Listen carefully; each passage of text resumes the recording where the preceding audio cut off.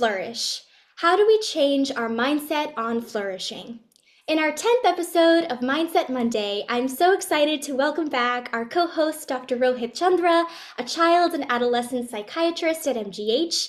Today, with Dr. Chandra's expertise, we will be discussing the meaning and power of human flourishing and what it means to truly flourish.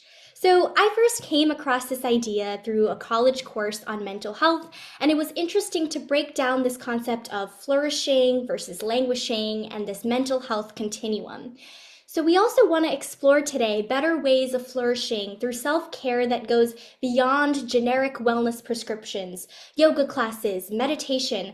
While these are all great tools, what specific internal work can we all do and add to our New Year's resolutions? In previous episodes, both of us have discussed useful frameworks of positive psychology. We talked about mindset with Dr. Carol Dweck's ideas, and we've also talked a lot about teens and mental health and the mental health crisis. And I think it's really important to keep talking about and building on our mental health toolbox. So just to get into a little bit about what I mean by flourishing and languishing, according to positive psychologist Corey Keyes, we often discuss mental health through the lens of mental illness, or that's the only time it's brought up through something like a diagnosis. And so Corey Keyes is arguing that rather than just viewing mental health as the absence of mental illness, perhaps it is something more, and we can find a way to operationalize and work with it as it exists on a continuum.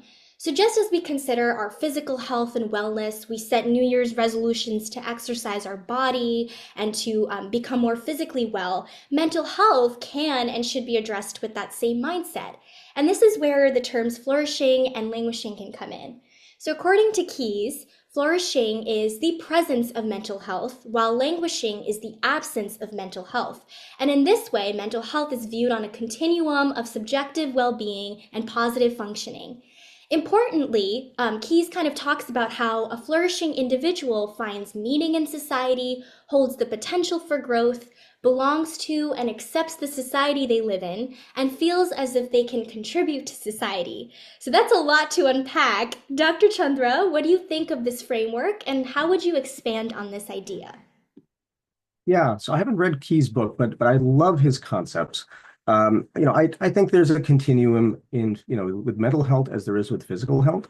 With mental health, I mean, I certainly see as a psychiatrist, both child and adult, I see people who are referred for clear mental illness. They're suffering with anxiety or trouble with mood or attention. Maybe they're hearing voices. So I see and treat people who've been identified, and often correctly, as being mentally ill. Then we have, on this continuum, you also have people who are not in the greatest of mental health. They're unhappy people. They may be mired in envy or anger. They may be, struggling with kind of subthreshold anxiety or problems with mood. So they're not, clearly mentally ill, but they're not happy people. So they're not in balance in a sense. They're not at equilibrium or, homeostasis, the term we use in medicine. And then you have people who you may identify as having good mental health. They have an absence of symptoms, and they are, doing well enough. They're in homeostasis. They're in equilibrium. And then finally, then I would say that, Key's idea of flourishing being the absence of mental problems of sort of the present mental health. I would say flourishing is going beyond that, is kind of just being very happy or being very fulfilled. And, to make an analogy to physical health, you have the same continuum. You have people who have clear medical problems and are being followed by doctors for the medical problems. You have people who are not in the greatest of health. They may have poor diets, may not be sleeping well, maybe smoking, and their bodies are not doing well. They may not have clear identified illnesses, but their bodies are just kind of, just not, not in good health. Then you have people who are in good health and doctors don't have concerns about them. And then you may have people who are bicycling and eating, a wonderful diet and are, very happy people, sleeping well, really love their jobs. And the doctors may say, wow, your numbers look great. You're in the best health of, really any of my patients. This is remarkable. So I think, that analogy of physical health kind of holds with mental health, like I said before. And so identifying, what can lead to human flourishing is important. I'll just add, there are a couple of studies. Bob Waldinger leads the Harvard study of adult development, which was began many years ago with Harvard undergraduates and kind of following them longitudinally to see which ones we're happy and why, and what factors can lead people to do well. Um, and uh, and then in general, I think there's just been a lot of studies and a lot of books written on happiness and well-being, and we can take some of those sort of points, key points in the books into consideration. So that's what I'm offering. I love that. I think that, reading about these books of happiness and trying to integrate some of these ideas into our own, what we think of and how we want to flourish and flourishing as part of our goals for goal setting, I think that's really important. Something that was also really interesting and just kind of getting into this idea of an individual's contribution to society. Can you talk a little bit about signature strengths? What are signature strengths and how does one go about finding them? Right. So we are all different, and that is necessary because if the world were full of only doctors, we wouldn't have plumbers, we wouldn't have janitors. I mean, all the division of labor we all need would not be present. So we are gifted in different ways, and we have to find our talents. Um, when we do find our talents, when we do find what we are uniquely good at, and we use it consistently for the benefit of others, we feel good. We feel good about ourselves because we are using our talents. We feel good because other people give us positive feedback. So I'm a listener. I'm a learner. I'm a teacher. These are my signature strengths, perhaps. I'm also a synthesizer. I like gathering information. I suppose that's part of being a learner and a teacher. Um, so I also appreciate art, nature. And these are not signature strengths, these may be tendencies. But so I think I have personally kind of identified what I feel like I'm good at, and I use these and feel good about myself. Likewise, I think one has to look inwards and find what one is especially good at. And when you use them, you are really making a difference in other people's lives and are fulfilled. We had Professor Heather Tressler on several sessions ago. She is an excellent poet, essayist, professor, educator, excellent administrator, and she, is such a hard worker that she uses her strengths and, is given a lot of positive feedback for them and seems quite fulfilled. So I think that's, it's one of the resilience factors. We may talk later about this resilience prescription that Dr. Dennis Charney from Mount Sinai kind of created, but using these strengths is one way to boost happiness and well-being and also to foster resilience. And I really love like earlier what you were talking about with this idea that, there's people that are, they're fine, they're doing by and they're doing their job and they're raising their kids or they have a family and they're generally happy, but there's something missing. And I think Keyes brings this idea in with a flourishing deficiency. So, like, Mm. what happens when someone has a flourishing deficiency? Maybe they're not completely languishing. If we think about mental health on this continuum, maybe they're not completely languishing to the point where, they need to go see someone about it or just talk about it and receive a diagnosis. But, they're not feeling as if they're truly flourishing, someone who's stuck in the middle. And, that can lead into potentially languishing more in the future. And so Keyes kind of talks about these 5 vitamins for flourishing deficiency.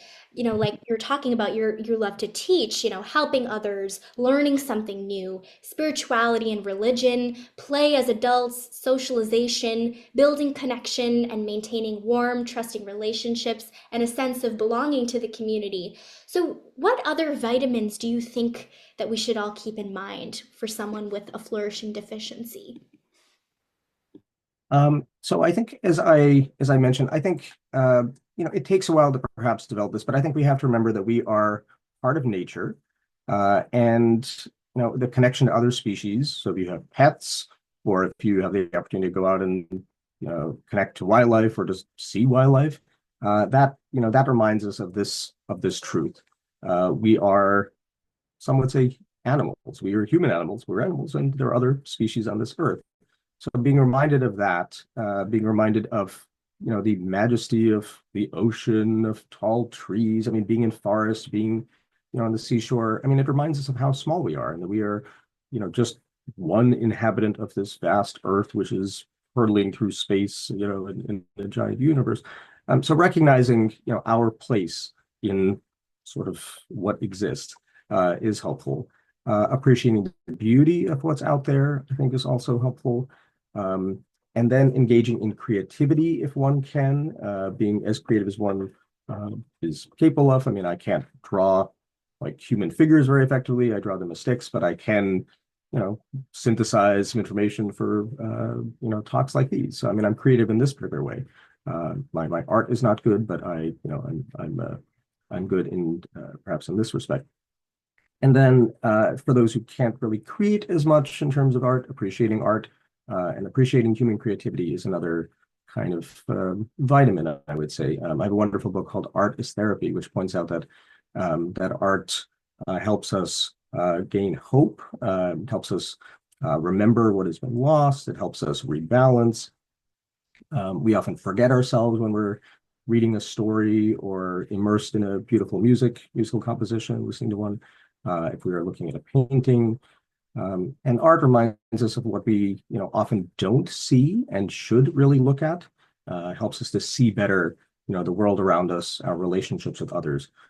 So these are a few other kind of vitamins that I would say. But I think the key point that he makes about being part of your society, contributing to your society, the people I've seen who I would identify as flourishing are those who are most engaged with others, who really are vital parts of the social fabric, contributing to the social fabric. Those who love the presence of other people and like to do things with others, contribute to societies, contribute to music groups, or are happy members of a book club or something like that, but are socially engaged and socially interested. So I think that's a very powerful vitamin. I think that's so interesting. And I also took a class kind of talking about neighborhoods and health, and I learned about brain health and building cognitive reserve. And, as Right. part of a flourishing individual, even to prevent the early onset of certain brain health issues or memory loss, it's a really interesting framework that when we talk about brain health and protecting our minds as we age, also looking at, having strong social networks and even engaging with weak ties beyond our immediate family and having new experiences and always trying to learn. It's amazing how these ideas that seem a bit cliche but are proven to protect us in the future from a lot of other health issues. And it really makes me think about how our mind, our body, the society and the neighborhoods that we live in, they're all getting under the skin and influencing how we think, how we age, how we, how hopeful we are, just as you said, how we're perceiving the world that we see around us. And I think that that's really powerful in some ways, because these are things that for many of us, we might have the privilege to really take control and try to pursue these and add these new ways of engaging with the world into our life. If we're feeling like we're missing something, not really flourishing, maybe there's just something that extra that we need to add. We're kind of feeling like we're in that middle of that continuum. Something that I really love to think about is, and I think you had mentioned this before, is mental health is cognitive and emotional flexibility. And I think that Mhm. word is also connects, there's like a physicality to it, because when I think of flexibility, I think of a gymnast who is able to kind of change, how they're moving and how they're going through the world. Can you talk a little bit about what this flexibility is as a vitamin? Sure. So flexibility, I think, I mean, it's the ability to adjust to whatever life throws at you. I mean, that's a sure sign of mental health. I think I sent you a quote by Michel de Montaigne, the French aphorist and essayist, and he said, the surest sign of wisdom is continued or continual cheerfulness. Those who can, despite whatever's happening around them, maintain their equanimity, maintain their cheerfulness, that's a sign of health. So I think those who are able to adjust to life's, kind of curveballs in a sense, and not really lose their purpose and lose their sense of direction, those people I think often do very well. And the analogies I can make are to surfing. So surfers ride the waves, and the waves kind of keep changing. You have to keep adjusting your balance in order to stay on the wave, otherwise you fall off. And then in terms of like what's facing you, if you're playing a video game, which you're, the driver of a car, you're moving forward and there are obstacles and there are curves in the road, and you have to maintain your capacity to stay on the road at a safe speed and not hit the obstacles is kind of the point. And the same, I think, goes for life. So the more flexible you are, the more capable you are of kind of handling whatever life gives you. Personality rigidity, people who are too rigid, they struggle when things don't go their way, and things often don't go one's way. Someone, friend gets late to meet you, or your doctor or patient doesn't show up, or the rules change, or something like that. And how we handle these sort of mini frustrations or like insults in a sense is kind of really depends. Really kind of shows how mentally healthy we are. I love that. I think something it makes me think of just there's so many situations where things aren't going your way, and this is just unfortunately, and this leads me a little bit into this idea of stress and where stress kind of comes from, and thinking about the stressors that we have in our life, and a lot of them have to do with something we expected doesn't happen the way we wanted it to, and now what are we going to do about it? How do you recuperate after? Like it ties in this idea of resilience, how that plays a role in our ability to deal with obstacles and challenges that because things will often not go our way. We have this expectation, this ideal expectation that we want something to happen, and then it doesn't happen. And so you introduced me to this professor at Harvard who teaches the happiness course. We've talked about him before, Tal Ben Shahar. I was, Mhm. browsing through some of his interviews and some of his work. And in an interview, he kind of talks about how people feel as though stress is this barrier to happiness. And I wanted to actually just read this quote because I loved this excerpt from one of his interviews. He provides an analogy for us. So, when we exercise in the gym and we stress our muscles, we become stronger if we give them time to recover between sets and workouts. Similarly, stress outside the gym can strengthen us psychologically if we have the time to recover. The problem in the modern world is not stress, but the lack of recovery. When we introduce regular recovery into our lives through play, meditation, exercise, time with friends instead of exhaustion, we feel mentally stronger. So I really Mhm. love this metaphor. I think it's salient when, as we've been doing, to compare physical wellness to mental wellness. And I guess I wanted to just hear what you make of this metaphor. And, do we feel that maybe the self-care industry and wellness culture might not be specific enough to an individual's stress recovery or what they need to do to recover out of these stressful modes of life? Mhm. Great point. So I think you've pointed out that the self-care industry seems to have kind of arisen out of people's being stressed and this kind of being, something that they're told to do. Like, okay, after work, go to yoga, go to meditation, and you will feel better. And it's not necessarily wrong. I mean, people often do feel better when they go, do yoga and meditate. But I think you pointed out that it seems like kind of another sort of expectation, like, okay, this is the next thing you should do in order to, you need to take care of your wellness, your self-care, and this is what you should do. So it's another should. In terms of stress, I mean, I love what Tal Ben-Shahar has to say. There's a quote, something along the lines of, a diamond is a piece of coal that made good under pressure. There's also the aphorism, what doesn't kill you makes you stronger. And then in psychology and psychiatry circles, there's a term post-traumatic growth. Now, traumatic is a strong word, but in general, we often need stress in order to grow. One of the greatest, I think, images that maybe crystallizes this is butterflies. In order to be strong as butterflies, they have to come out of the chrysalis. So they're caterpillars in this cocoon or chrysalis, and when they are trying to come out, they have to actually fight to come out, and that sends blood into the veins of the developing butterfly. If you, for instance, say, "Oh, this poor caterpillar, this poor budding butterfly," and you cut open the cocoon in order for the butterfly to get out more easily, it's going to be weak. It needs that fight in order for its wings to be strong and full. So I think likewise, we have to undergo challenges in order to grow. Some stress is good. The question is how much stress. I mean, if sorry, one is working 80 hours a week, then one might be so stressed that one cannot eat well, sleep well, exercise properly. And then so that feels like excessive stress and you can't stay in balance.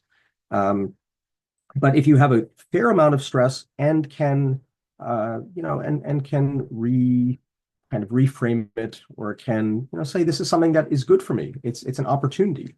JFK said something like the Chinese character for crisis is the same character as for opportunity. So where there's, a challenge, there's an opportunity for growth. And if we're able to uh, really make the most of our stresses, we can, really become, something better than we even thought. Abraham Lincoln would not have been the leader that we, regard him as if he didn't have, the Civil War to deal with. So, under times of great stress, people's character gets revealed, and they find capacities within themselves that they wouldn't have normally found. So the question is, how do we respond to stress? I think the self-care industry, I mean, you might consider it a bit of a band-aid. That you have work stress and then you go and calm down, a few times a week, and then you go back and kind of get stressed again. The question is how, are you in a job that is fulfilling? Are there more sustainable ways to find balance or get into balance? And that's, I think it's unique for each individual based on what their life circumstances, what brings them into balance, what makes them fulfilled or really gets them flourishing.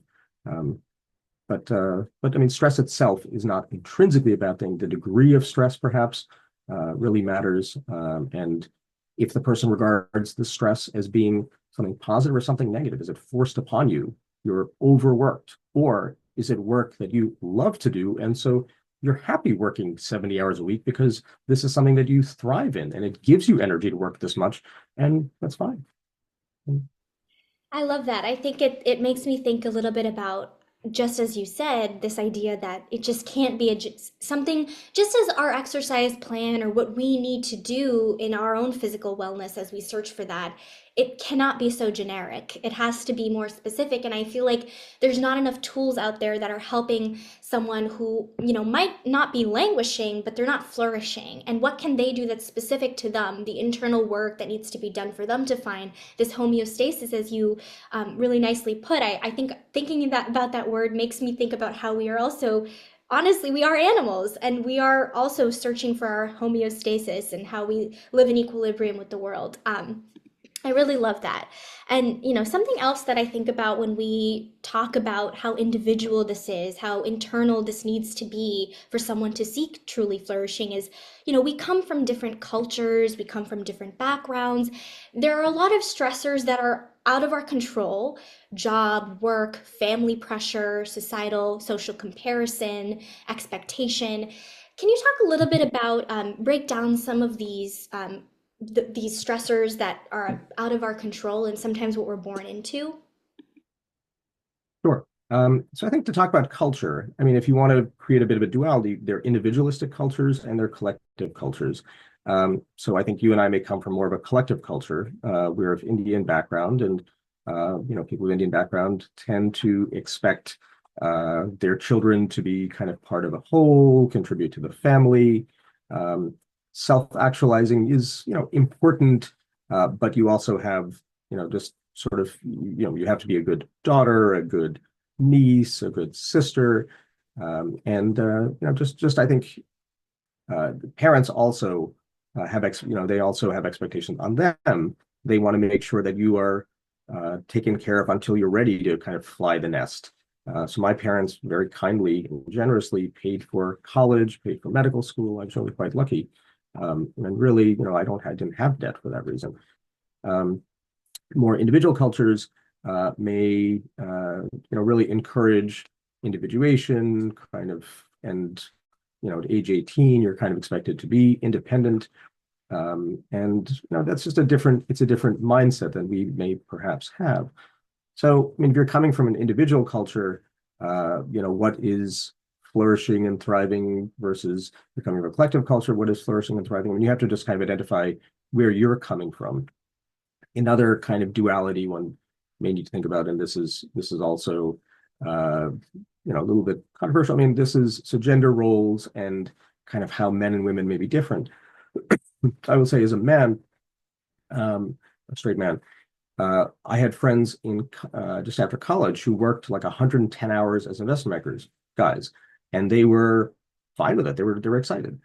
I don't think the women I knew in college would be willing to do that. I think women tend to be more relational, prefer uh, more balance, prefer to make sure that they have good relationships with their friends and their families, and they're taking care of other things besides just work. So men may be willing to put all eggs in the basket of work, and women tend not to want to do that. There are other things. Um, so women also tend to be more responsible than men. Uh, and so one often gets situations where, men are fine just doing whatever they want, and women are like, I can't do whatever I want. I have people to take care of, things to take care of. Only then, perhaps, can I do what I want. So I think looking, if one uses these lenses, and that's of individualistic cultures versus collective, male versus female, in a sense. Again, these are more essentialist ideas, but then one can kind of place oneself in, these continuum, or see, where one is. And also I would add stage of life, because I had a friend who's an intern, and he suggested a movie to me, and I had the flexibility to watch it. I suggested a movie back to him and said, I watched this movie. And he said, well, I wish that I had the time to watch the movie you suggest. I'm glad you watched the movie I suggested, but I'm swamped. And I say, yeah, that's true. Actually, when I was, in his shoes as an intern or resident, I didn't have the degrees of freedom to do what I wanted. I had a lot to do.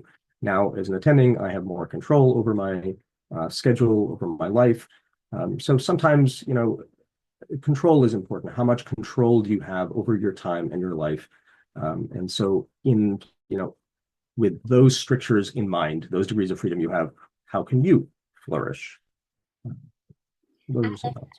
I really like that. I think it gives a more of an individual feeling, because rather than just saying, do this and enjoy art and do all of these things and have these hobbies, I think it's so important to consider, the age of someone. Flourishing in your 20s might look different from when you're an older adult or an empty nester like my parents, right? So it's different. And I think that that's the important takeaway for me from this discussion, is how individual each of our flourishing is. It's so much more than a generic wellness prescription. And not to say that those tools can't be used as part of your wellness journey, mental wellness journey, but I think that more work needs to be done in kind of identifying, as you said, where are you on this mental health continuum, and what can you do to get where you want to go. I also really liked what you said about just in general, something that I always think about is social comparison. I know that that's very common in collective culture, and you feel responsible. Your family feels responsible for who you are and what you're doing, and it's if you're comparing, it's beyond just comparing to individuals. It's comparing to families and how they've raised somebody and what values they've given to someone. And so I think that I've often found myself feeling comparing myself to others, and it's not something that I was born to always be feeling that way, but it's something that is very ingrained in my community. You need to compare yourself, your journey, your individual plan, but it's hard to do that when you're kind of in a collective culture where a lot of other people are expecting things from you, and you are compared. Your success is relative to how well someone else is doing. So maybe we can talk a little bit about social comparison as one of these ways that people can have a flourishing deficiency. Right. So I mentioned the positive aspects of collective cultures, that, parents are maybe taking care of you until you're older in a good way, and you feel more protected. One of the downsides is, but what will people say? The concept that everyone sort of has opinions about how you're living your life. So Irma Bombeck, she was a humorist years ago, had a book that was called Family Ties That Bind and Gag. And I mean, it's a little exaggerated, but but if you are in a collective culture, you have aunties and uncles, both biological and kind of more like family friends, who choose to opine on how you're living your life. And so the concept of what will people say? Parents are often like, they're assessing your career choices and life choices by what will the community think of this?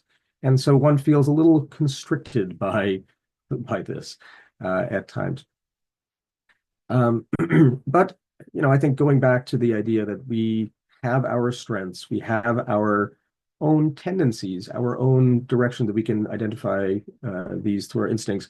Where do we want to go? Who do we want to be? What is our kind of direction of growth because we are kind of individual trees in a sense. We are maybe meant to be something, and we can't compare ourselves to the tree next to us. Be like, why does that tree have fruit and I don't?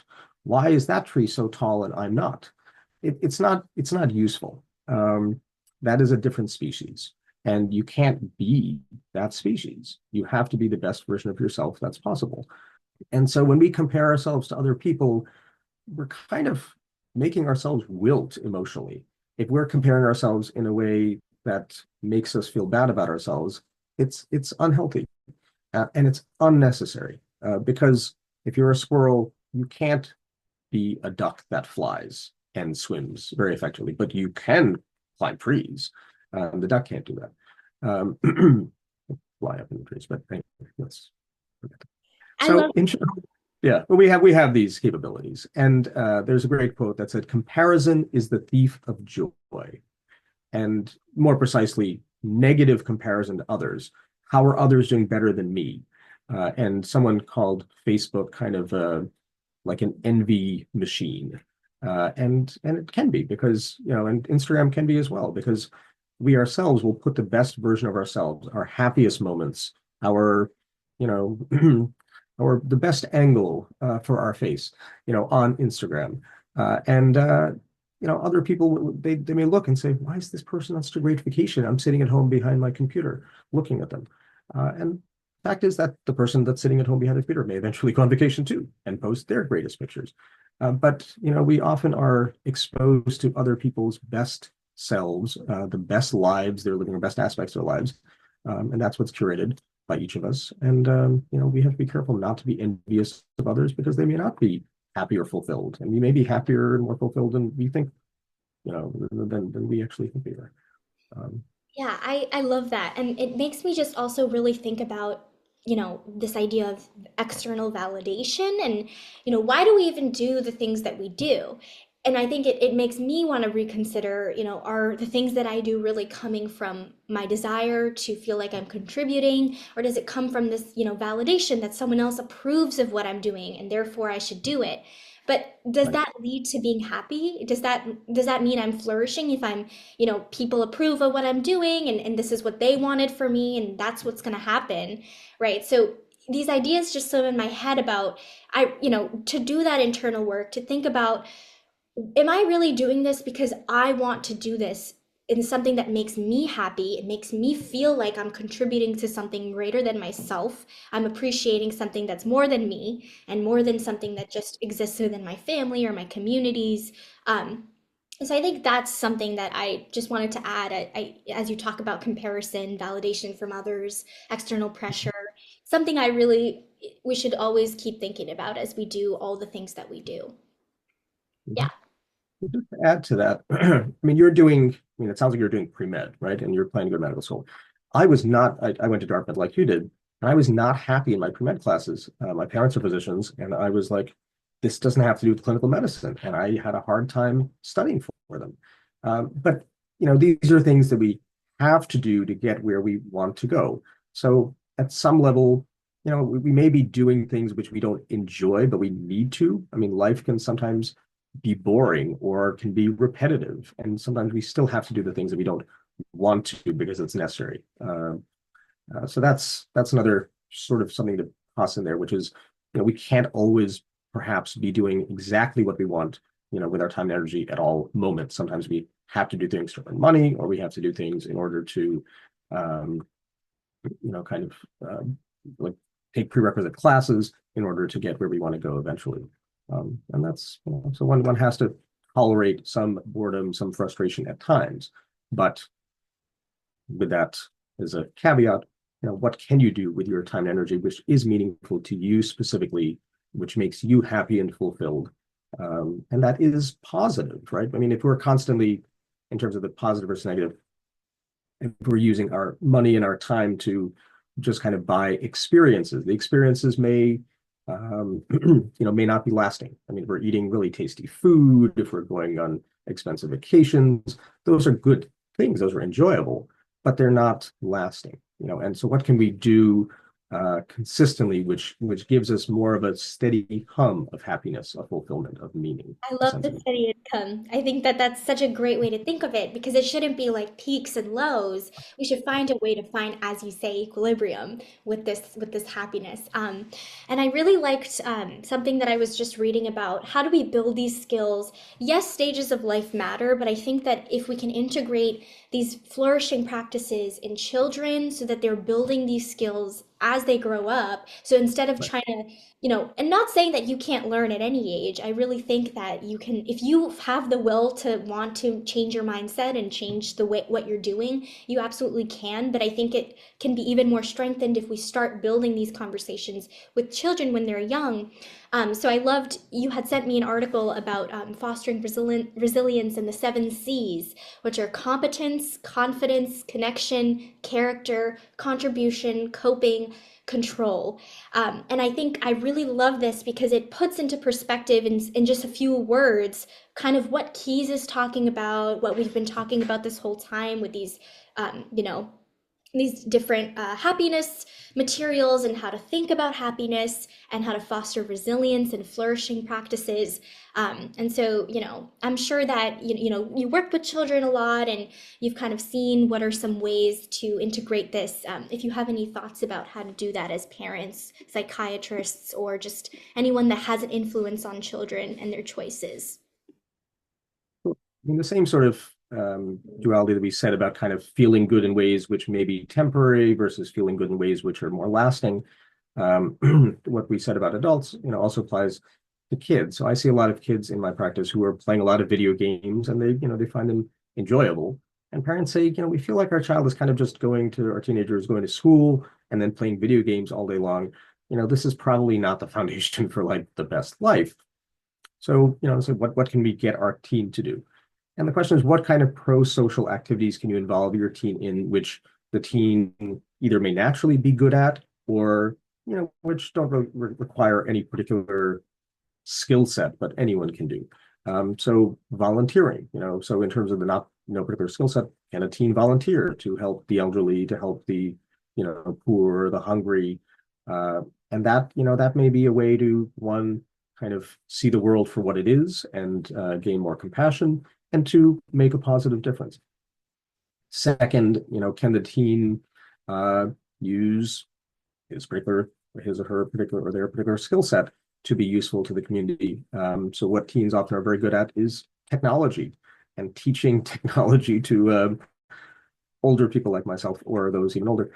And we don't know some of the apps, we don't know some of the cool new things that teens know, and so teens often have found a lot of fulfillment in going into various like nursing homes or elder facilities or just community centers and teaching technology classes and showing people basic things, how to surf the web, how to answer their emails, how to install apps on their phone, how to use Facebook or Instagram or whatever it is that the adults want. So teaching kids, yeah, and that gives them a sense of competence. One of Dr. Kenneth Ginsburg's 7 C's. And eventually gives them some confidence. So those are some things that I advise. How can they be truly helpful? And also, I think making sure that teens are connected to their families. Making sure they're seeing grandparents, their grandparents are alive. They're seeing their aunts and uncles, seeing their cousins, and being reminded that they're not just individuals; they're part of a larger family. So what I just talked about before was connecting them to society, reminding them that they're part of society and they can be useful, even at their relatively young age, but also to their families. And so when they feel connected, that's a better that gives them a sense of like, okay, I am part of something bigger, and they don't feel as empty, perhaps. I love that. I think in for me, I always think about there's such a generational gap with the use of technology, but it's also because when you learn something, when it's integrated into your life from a young age, think about why, people my age and people younger than me are way better at using technology. And it's because we've kind of grown up with it. And so what if we raise children and teens to be truly find these character strengths of flourishing? Wouldn't their lives be that much more augmented in terms of finding well-being and happiness and being mentally healthy if these are what we've learned? Because these skills can be learned and really grown upon as we get older, and they're needed for all the challenges that we face in life. Just happens. They And just and we've talked about teens, but for us adults, if you find yourself working and coming home to your family and your home, and then being like, what else is there? Well, so I mean, there are. I mean, you and I met as part of a theater troupe, community theater troupe, Setu, and there are lots of people in any community who, have joined this troupe and have acted and sung in plays, and really found community in that way and use their talents, whether they had them or whether the directorship of the nurtured and kind of fostered such talents. So adults can find their niches, can join book clubs, and read nonfiction or fiction or whatever it is that you enjoy, but be part of something in addition to, sort of the usual kind of routine of work and home and family. I love that. And I think, you had sent me the VIA classification of character strengths and virtues. And to kind of end our episode on what are some of our takeaways, what are some of the important ideas, values, character strengths, as this is a beautiful image that you're seeing. And it's kind of giving us some different dimensions of what are some New Year's resolutions that we can add. These are ways that we can increase our flourishing capabilities. And I personally really enjoyed the transcendence, as we talked a lot about in this episode, appreciation of beauty and excellence, gratitude, hope, humor, spirituality, creativity. I love all of these different dimensions, and I think there are ways to integrate a lot of this into our life through just activities, through social connection, through feeling like you're contributing to something bigger than yourself, through family. And so I really hope that everyone can kind of find the perfect balance of what they need to add, what character strengths they want to gain in the next few years to add, and to find ways that they can truly flourish. But I don't know if you have anything to add there, but I absolutely learned so much from this episode. Yeah, sure. Some of the papers I sent pointed out the importance of, so in terms of well-being, optimism, finding things to be optimistic about, even if you feel like things are not going well in your world in some way, finding, what you can be optimistic about and hopeful about, having gratitude for what you do have. We hopefully do have families that are doing well, and we are ourselves doing well in our personal lives, in our work or course of study, being grateful for what we do have, and then appreciating others' creativity, appreciating others' positive qualities, their signature strengths and what they can offer, and appreciating the beauty in the world outside, appreciating art, like I said.